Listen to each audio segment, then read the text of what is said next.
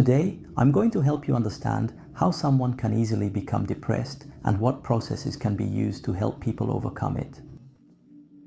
My name is Stephen Roux, and I have been a hypnotherapist in Lyon since 2006. Unfortunately, I'm accustomed to dealing with this type of issue.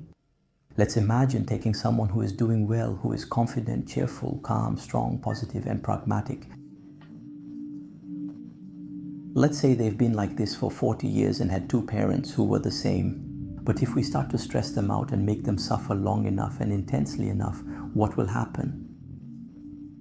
The individual will gradually start to feel increasingly unwell, experiencing a decline in self-confidence while showing symptoms that become progressively more intense and frequent.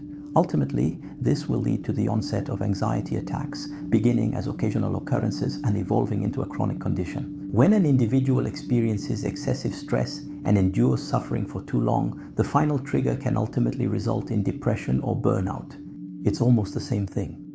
It's normal because subjecting people to severe and prolonged stress and suffering is called harassment or torture. We know very well that people can't withstand that. Except that in everyday life, people torture themselves. How?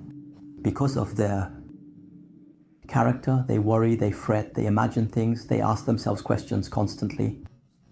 They overthink, doubt, feel guilty, put themselves down, and take on other people's problems. They struggle to accept when things don't go as they wish. Unfortunately, all of this is exhausting daily, like pinpricks. If you do it a lot, all the time, intensely, repeatedly, it wears you down significantly. This is in addition to all the problems everyone can have: separations, deaths, assaults, long periods of uncertainty such as now with the pandemic, etc.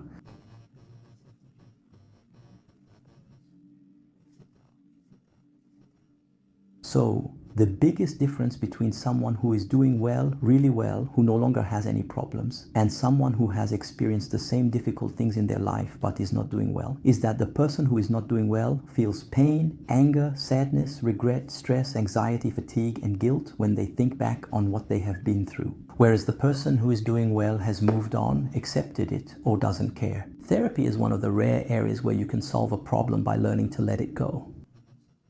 That's it.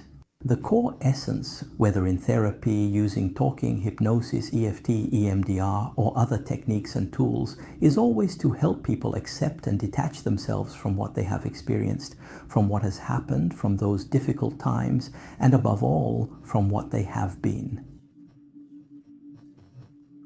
That's it. See you soon for more videos. Thank you.